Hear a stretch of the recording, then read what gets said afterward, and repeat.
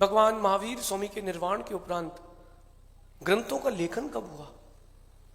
भगवान महावीर स्वामी के निर्वाण के पहले भी ग्रंथों का लेखन था और महावीर स्वामी के बाद भी ग्रंथों को लिपिबद्ध किया गया। ब्राह्मी लिपि, प्राकृत भाषा, संस्कृत भाषा, ये प्राचीन काल से चली आ रही है। ग्रंथों को लिखा जाता था संस्कृत में, क्योंकि विश्व की एकमात्र ऐसी भाषा है संस्कृत जिसमें 3 वचन चलते हैं। सूत्र आदि को लिखने की अगर किसी में क्षमता है व्यवस्थित रूप से, तो वो संस्कृत भाषा है। प्राकृत जो है वो बोलचाल की भाषा है, लेकिन उन्हीं भाषा में उन्हीं ग्रंथों को, आगम ग्रंथों को लिखा गया। लिपि चलती थी पहले ब्राह्मी, फिर लिपि का परिवर्तन होते होते लिपि का आगे विस्तार हुआ।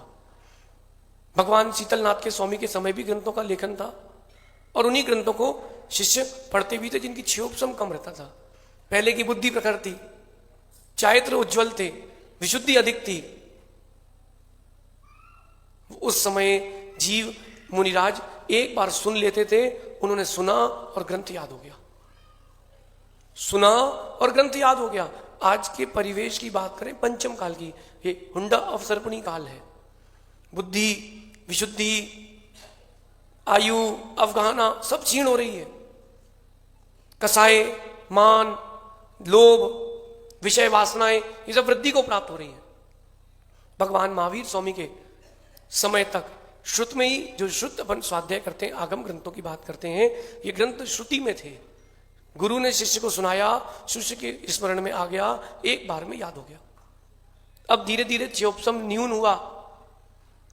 भगवान महावीर स्वामी के निर्वाण के उपरांत 3 अनुबद्ध केवली हुए। उन्होंने निरंतर धर्म की देशना दी और कई वर्षों बाद तक केवली, शुद्ध केवली भी होते रहे। अंतिम केवली हुए भगवान श्रीधर स्वामी, जो कुंडलपुर दमोह, वहां से निर्वाण की प्राप्ति करे। अंतिम जो कोई मोक्ष गया इस पंचम चतुर्थ काल के बाद, पंचम काल में भी, तो भगवान श्रीधर केवली हुए। उनके बाद श्रुत परंपरा प्रारंभ हुई और वो श्रुत परंपरा श्रुत केवली तक गई। श्रुत केवली भगवंत तक ग्रंथों का लेखन हुआ है, इसका कोई उल्लेख नहीं मिलता, लेकिन ग्रंथ पहले भी थे। वर्तमान में उनकी अनुपलब्धि हो गई। वर्तमान की अपेक्षा से सबसे पुराना ग्रंथ आचार्य गुणधर नंदी स्वामी का कसाय पाहुड़ नाम का ग्रंथ है, जिसको प्राकृत में कहते हैं पेज दोष पाहुड़, यानी राग द्वेष प्रावृत। जीव के राग द्वेष परिणाम क्यों होते हैं, किन किन निमित्तों से होते हैं, बहिरंग की अंतरंग, इनका व्याख्यान उस ग्रंथ में मिलता है। इसके बाद भगवान धरसेन स्वामी द्वारा व्याख्यायित और आचार्य पुष्पदंत भूतबली स्वामी द्वारा लिखित, जिनका नाम नरवाहन सुबुद्धि था, ये षटखंड आगम जी ग्रंथ का लेखन हुआ। लेकिन इनके बीच में भी अनेकों ग्रंथ लिखे गए थे। इनका उल्लेख शिलालेख में आता है कि 148 कर्म प्रकृतियों पर ग्रंथ लिखे।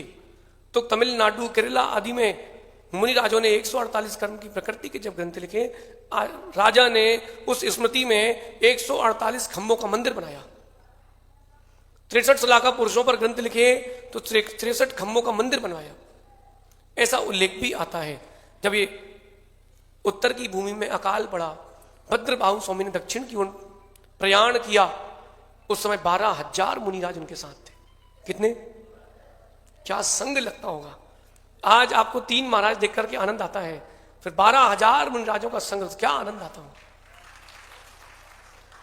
वो 12,000 मुनिराज दक्षिण की ओर गए और 12,000 मुनिराज उज्जैनी नगरी में रह करके चारित्र से भ्रष्ट हो गए। उन्होंने शिथिलाचार प्रारंभ कर दिया, अंधेरे में भी आहार लेने जाने लगे, विषमताएं थी, हिंसा बहुलता थी। धीरे धीरे उन्होंने श्वेत वस्त्र धारण कर लिए। जो दिगंबर थे, मूल परंपरा में थे, जब कभी पूजन करते तो अपन बोलते मूल संगी, कि मूल संघ के, मूल संघ क्या है? जो भगवान महावीर स्वामी के मूल आचरण का पालन कर रहे हैं, ये मूल संघ है। और भद्रबाहु स्वामी अंतिम सम्राट चंद्रगुप्त मौर्य, जिन्होंने दीक्षा ली, भारत का एकीकरण किया, ऐसे राजा चंद्रगुप्त मौर्य ने भगवान भद्रबाहु स्वामी से दीक्षा ली। उनका नाम रखा गया प्रभा चंद्र।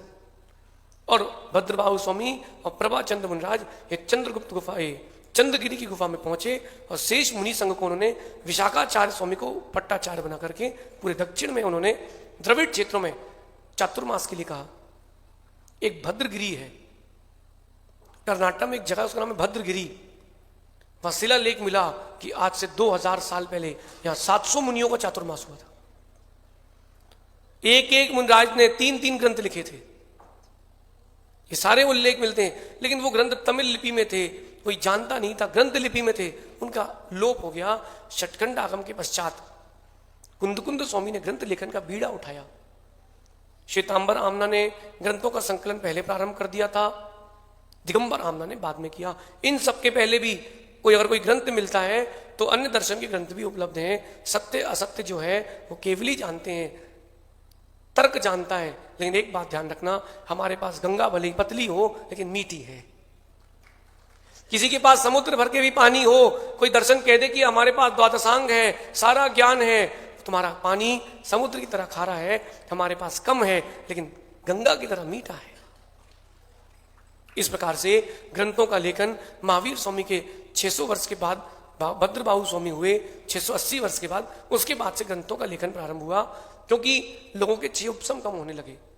लेकिन दिगंबराचार्यों की एक गरिमा रही, उन्होंने अपने मन से कभी लेखन नहीं किया, उन्होंने मन से कभी ग्रंथ का लेखन नहीं किया।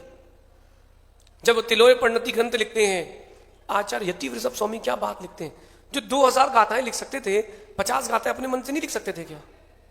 उन्होंने धीरे से एक लाइन लिखी कि एरावत क्षेत्र का प्राप्त आगम अनुपलब्ध है, एरावत क्षेत्र का प्राप्त आगम अनुपलब्ध है, इसलिए मैं अपनी लेखनी नहीं चला रहा हूं। उत्तरा दक्षिण तुल्या, जैसी व्यवस्था भरत क्षेत्र की है ऐसी एरावत की है। देखिए आप आचार्यों की गरिमा, पूर्वाचार्यों की गरिमा, उन्होंने नवीन ग्रंथ का लेखन नहीं किया, उन्होंने अपने मन से कोई बात नहीं लिखी। लेकिन कई अन्य परंपराएं जो जैन दर्शन से निकली हैं, उनके आचार्यों ने अपने मन की बातें लिख दी। महावीर स्वामी को भी मांस खिला दिया, जो अहिंसा का व्याख्यान करने वाले हैं, ऐसे महावीर स्वामी को भी उन्होंने बोल दिया कि मांस का सेवन किया जब उनको अतिसार नाम का रोग हो गया। अगर मुनिराज को कोई अपनी स्त्री देना चाहे तो ले सकते हैं, परिग्रह नहीं है। ऐसी मिथ्या कल्पनाएं कि स्त्रियों की भी मुक्ति होती है, ये सारी मिथ्या कल्पनाएं अन्य जो जैन आमना से निकले थे, विपरीत हुए थे, वो लिख के चले गए। यद्यपि ये न तर्क सम्मत है, न आगम सम्मत है, न सामान्य भाषा में कहें तो कोई व्यक्ति इसको नहीं स्वीकार सकता, लेकिन हमारे पास गंगा भले ही, पानी भले ही कम हो, लेकिन सीधा गौतम गुरु के मुख से निकली हुई है, ऐसा समझिएगा। ग्रंथों का लेखन पहले भी था, आज भी है, आगे भी चलेगा। श्रावकों को इन ग्रंथों के लेखन में अपना चित्त लगाना चाहिए। जो जो मंदिर वाले जहां जहां हैं, आज वर्तमान में ताड़पत्र ताम्रपत्र की उपलब्धि है, अपने अपने जिनालय में इन ग्रंथों को रखना चाहिए, ताकि ग्रंथों की भविष्य में भी उपलब्धि हो सके। ओम नमोस्तु नमोस्तु।